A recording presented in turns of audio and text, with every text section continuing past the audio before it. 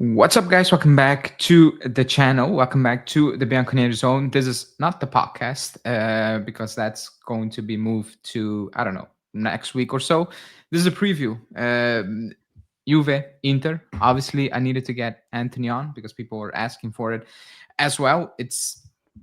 I'll label it always the biggest game of the season, no matter what the context is. In my opinion, it's early. We'll talk about that. That the fact that it's extremely early as well, and we go over the possible scenarios because I know Anthony has a few things to say. But first off, how are you doing? Doing well, man. Doing well on a personal level. The sun is starting to come out in Sydney, and after what is easily the coldest winter we've had, well, the coldest winter I've had since I moved into this area 6 years ago, that vitamin D injection has been everything for everyone in Sydney. Like you can actually feel the city's mood change. But in terms of football wise, Inter is crawling as they will crawl this season. Nowhere near ready for this fixture. Way too early, like you said, but also an opportunity for both of our sides to sort of get a small monkey off their back, a small monkey off their shoulder early in the season. And what this could do momentum wise for Tudor or Chivu could be season affecting even as early as this. So it's nice to see you again. Thanks to everybody that watches the video. And yes, by all means, tune into Inter Worldwide next week for the next edition of Touchline Talk. Yeah, because that's going to be on on your channel, obviously. Funny enough, I keep forgetting that it's winter.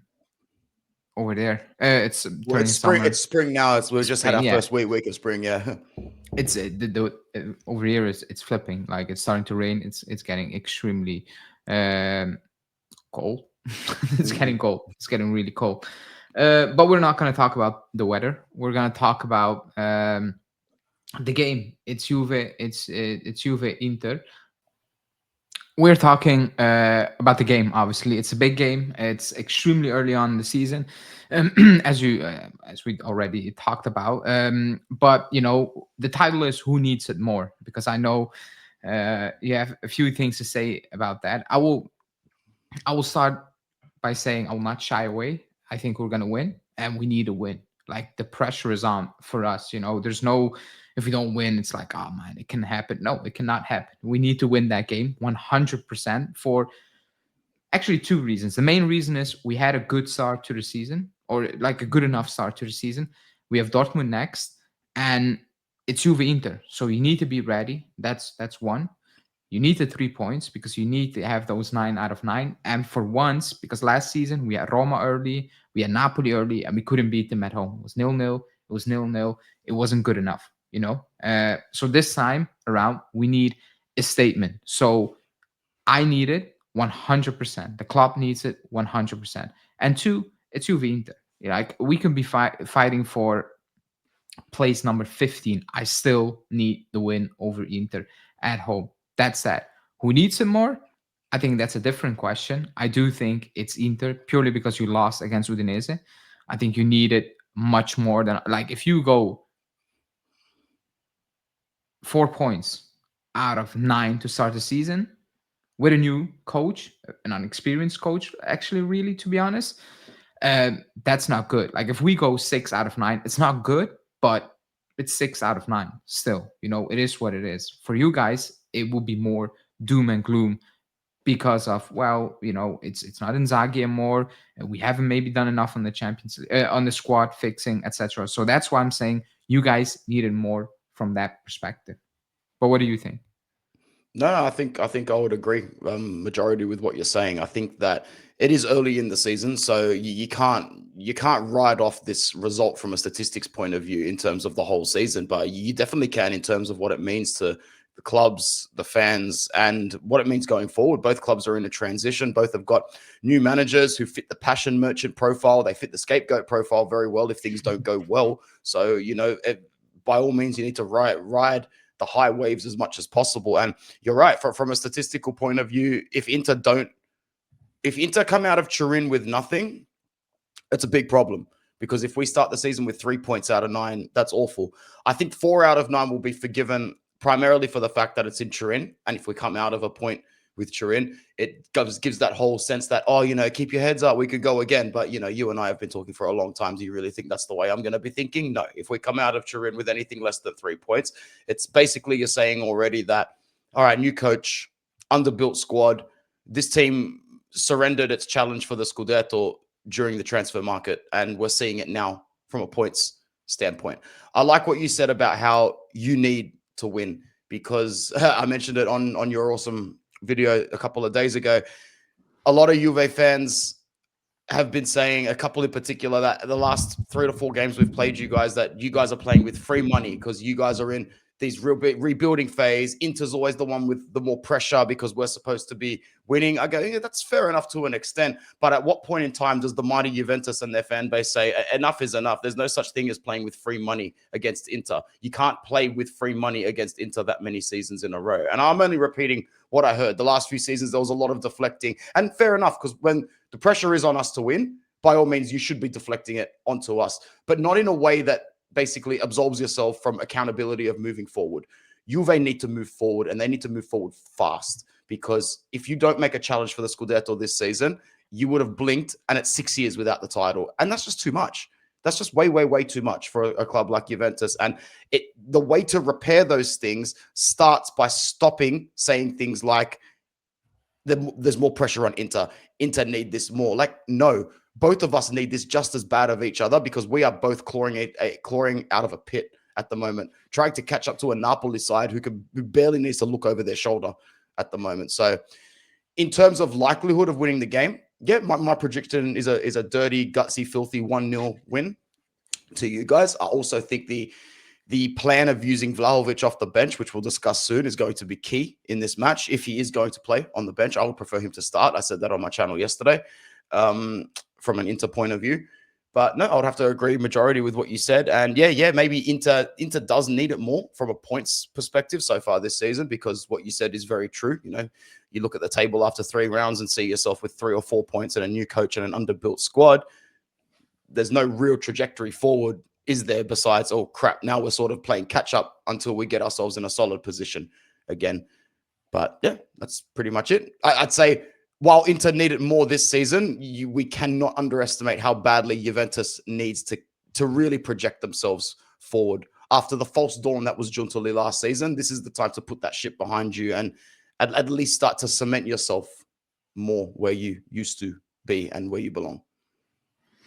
Well, I agree. I think people who say that are going off the perspective of Inter are more likely to win the title than us this season. I think that's kind of the perspective.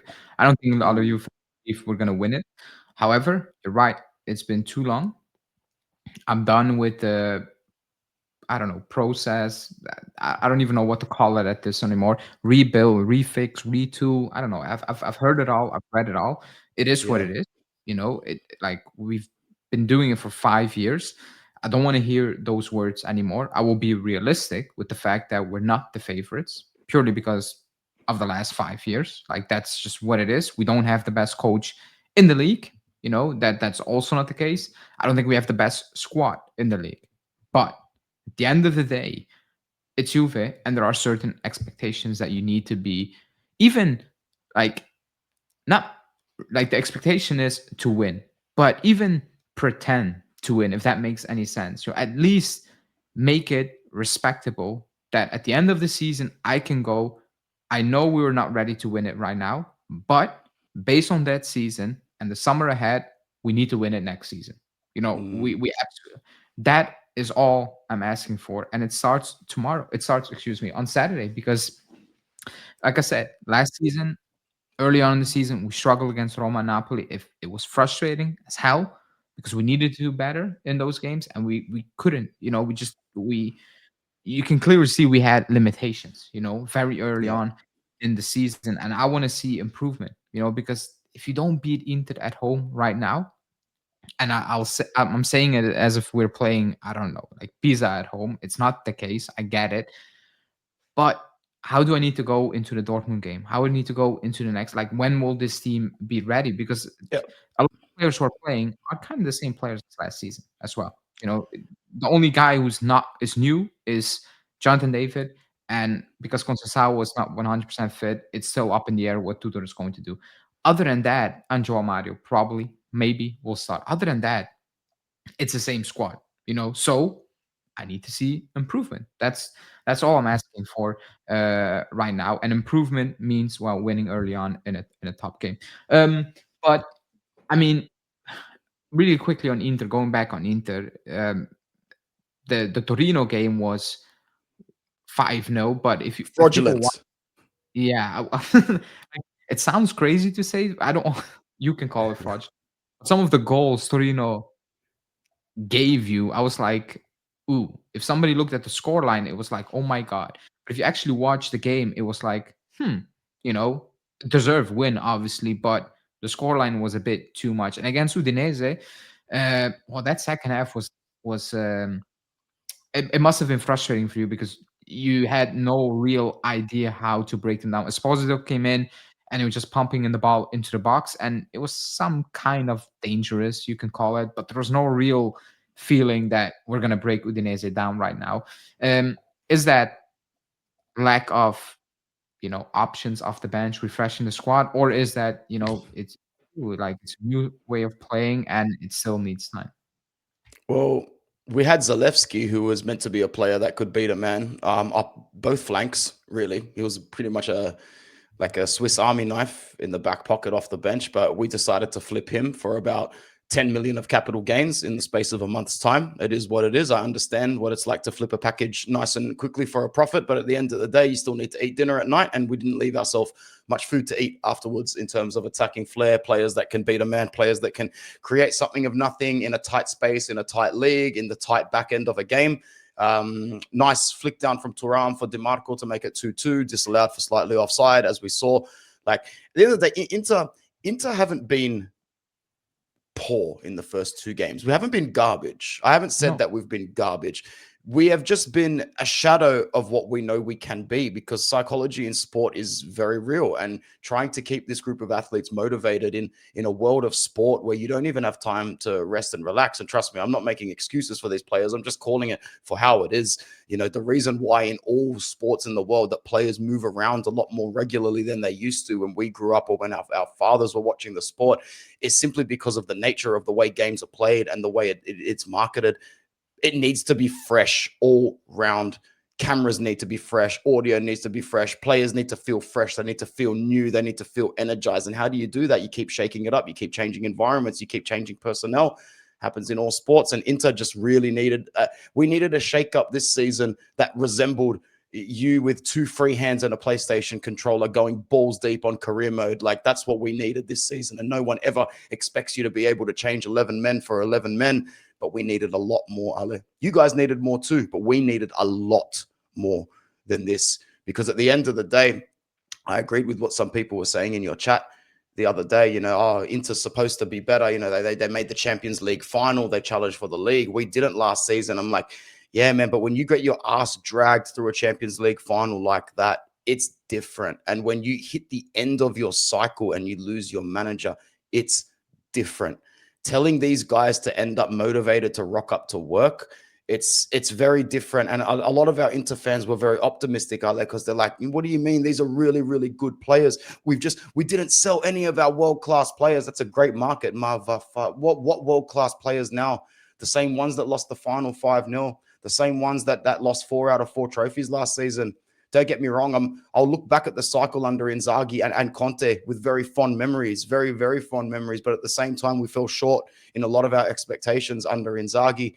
And the only way I can compare is this: when Inter started the cycle, under Antonio Conte with these players, it's, you got all these young players that I haven't even hit their peak, and they're motivated and they're young. It's like a bunch of blokes, a bunch of boys who just finished college and university, full of testosterone, young, dumb, full of what, ready to pump their way through the world.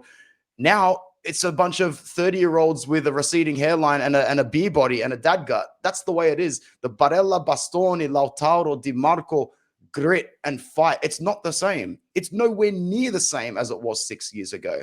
Why would it be? On a physical level, on a mental level, on every level. They're not the same players. They're not the same human beings. It's a different pool of psychological motivation and desire.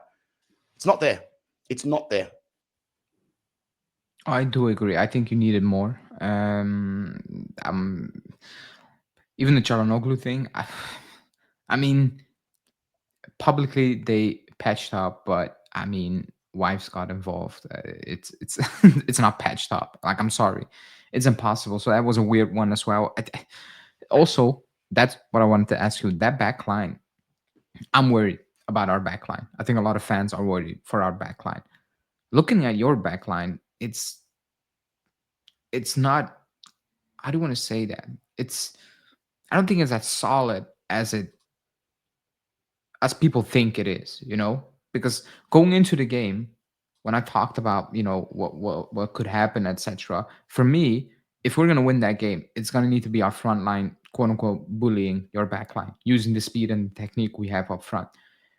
That's what I'm looking at. So is that the weakest area of your team? Because for us, it is 100%. It's our back line. Because if Bremer is, let's say Bremer has a meaty game, we're in trouble. Like, we will be in massive trouble. So for me, going into the game, I'm like, okay, just get at their back line. I know Conceição was out. He hasn't been playing well for a while. So I don't know what Tudor is going to do. Zigrova's not 100% fit.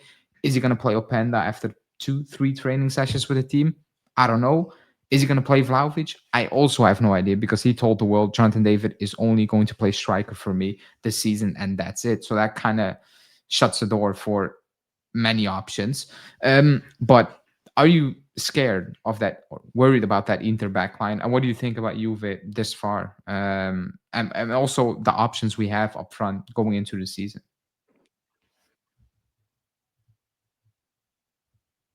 Well, like I said on my channel yesterday, and Jonathan David has already integrated himself into 2 starts. He's got a goal. You've got 6 points. Vlahovic is coming off the bench, has already scored. You've got 6 points. The system's working for you so far.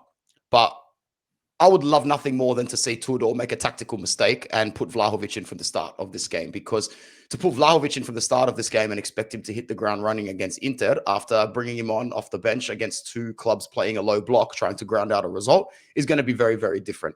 So I think that Tudor definitely needs to start with David and bring Vlahovic off the bench. Like I said, I'll be very happy if it's the other way around, because I simply fear both of them. You don't really need a full-blown 75-minute game plan to beat us, bro. You really don't.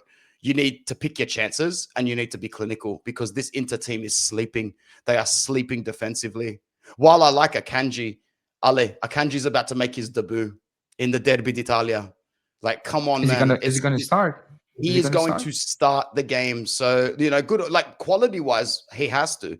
Like, he's better than anybody else that we can play in that position. But it's his first game. So if you guys can, use your finishing to your advantage, you'll score 1 or 2 goals in this game. I do think one advantage that we will have is that Conceição is out. I'm not the biggest Conceição fan. I'm not his biggest fan. Wait, you smiled weirdly. Did something weird happen overnight while I was asleep? Is he available? No, because like advantage is like he's not available. Like I also don't rate him. But tell me, in this game, this is a great way for you to score the goals. These cheap low balls in, these cheap crosses in, while De Vrij takes the extra second and a half to turn around. And, oh shit, look, there's a player there. I probably should have been marking him the same way I should have been doing the last 2.5 seasons. But we'll see what happens. I really think that we need to be razor sharp focus at the back. I think that you will enjoy larger possession and larger productive spells of the ball. I think that Inter will struggle to build from the back. We're extremely slow connecting defense to midfield. Forget what you saw from Hakan Çalhanoğlu a season and a half ago. This guy is stale Turkish bread at the moment, man. Like, it is really, really bad. It's man, I wanted him out so badly in the off season. I could just see all of this happening. I wish he got benched. I'd wish for Sucic to start in that position and for Mkhitaryan to start in the advanced role. You play well, Sucic. Oh, yeah, he plays better deeper than he does advanced as well. Yeah. So in terms of lineup, what you're expecting to see is Zoma, Akanji at right centre-back, Acerbi in the central role, Bastoni on the left, DiMarco and Dumfries on the flanks, Barella, Hakan deep, Barella as the box-to-box regular role, and Sucic up top. Possibly Mkhitaryan instead, although we hope not, because, please do not go into the game against Juve with the same 11 bar Akanji that got their asses wiped 5-0. It just doesn't sit well with anybody. And then Lautaro and Thuram up top. In terms of our bench options, we really do lack anybody that can create anything still. Zielinski was meant to be that player. He's not that player. If we can find a way to use Fratesi differently, I mean, we all saw his assist the other day for Italy against Israel. He's still a bit of a fox in the box with what he can provide. And I think that's where Fratesi can be beneficial. But at what point in your career do you sit there and go, man, once every 4 games isn't good enough? I need consistency to reach a certain level. I'm happy with our depth off the bench attacking wise. That's the one thing that was fixed, Ale. When you swap an Arnautovic, useless Correa, and Taremi for a Boni and Pio, we're very happy with that. But that's where the joy starts and stops for our market. So threats coming Actually, from that's us. the same Hey, for us. yeah, I think it's going to be the same. Like which defense can focus more, which defense can grind it out. And you are now being led by Sergeant Bremer, which is a season-defining catalytic change at the back, because Gatti sucks. Sorry, I'm just saying it. Yeah, he's a passion merchant. Yeah, he loves the badge. That's great, but he's not good enough to lead a back line for you guys. And have a look at that when a player like Bremer is playing. Lloyd Kelly and Gatti look good enough for now. That's all I'm saying. Good enough for now. I agree with that, but also they haven't really been tested by Parma and Genoa, if I need to be completely honest. And the little moments of scare, we cope with it, but it's not that we gave up a lot in those 2 games. Not that I was expecting to give up a lot in those 2 games. But yeah, I agree. Like, even off the bench, we have attacking option, and that kind of stops. Camiasso suspended. That's a massive miss for this team, because it got so bad that we played we makeshifted like, we did some weird stuff, and now there's talks that, not even Kostic, who for some reasons at the club is going to play to replace Camiasso. It's like McKennie might actually replace him, and I'm actually more happy with him than Kostic. And then with Conceição, that's going to be the big question mark, because today the talk was that Koop Miners might actually get the start in that position, on paper. So that kind of, changes the way we want to set up as well. My thing is very simple. It's going to need to come from one guy up top, or not from one guy, but one guy is going to need to make the difference, and that's Yildiz. It's going to depend, because it all revolves, like with Conceição out and the way we potentially might set up, it all depends on him. His position is going to be like, is he going to play behind 2 strikers? No. Is he not going to do that? Is he going to play with Openda behind Vlahovic? Like, nobody knows at this moment in time. So that's Tudor. He has a lot of time to think about it. I think he already made his decision by now. He should. But yeah, that's the biggest question mark, going into the game, and that's going to be kind of make or break for us, because even though I'm confident that we're going to win, it's still not a walk in the park. It's going to be a tough game. Last season it was a tough game. We won it in the end, but it was a tough game, for both teams. I remember it wasn't easy for any team to do actually anything throughout 90 minutes. It was just, the team that found that one moment, that gap, and put it away, and it was us on the day.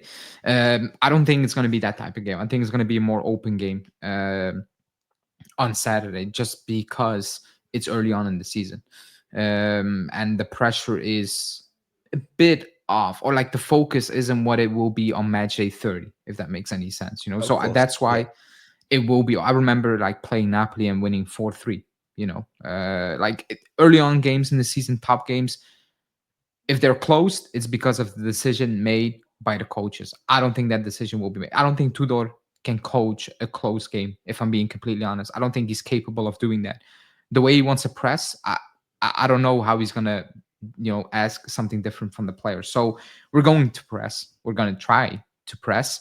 And on the counter, I think that's the thing that we have improved on. On the counter, we are much, much more decisive and quicker, compared to 3-4 months ago. Now, when 3-4 months ago, when we were on the counter, I didn't even watch. I was like, yeah, like it's gonna end up with Di Gregorio again. This season, it ends up most of the time in and around the box of the opposition, and that's just because of the way we want to play, and also the players we have. Turam can carry the ball with ease, with great ease. Yildiz can carry that ball with great ease. Conceição can carry that ball, um, and that's just the way we want to play. So that is my thing going into the game. But let's see on Saturday. You never know what happens from now between until then.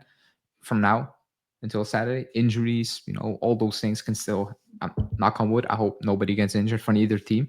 But yeah, it's just a pity it's very early on in the season. That's the only shameful thing. Or like match day 9, 10, that will be okay. But match day 3, it's like, ugh. It's like last season Roma. I'm like, ugh.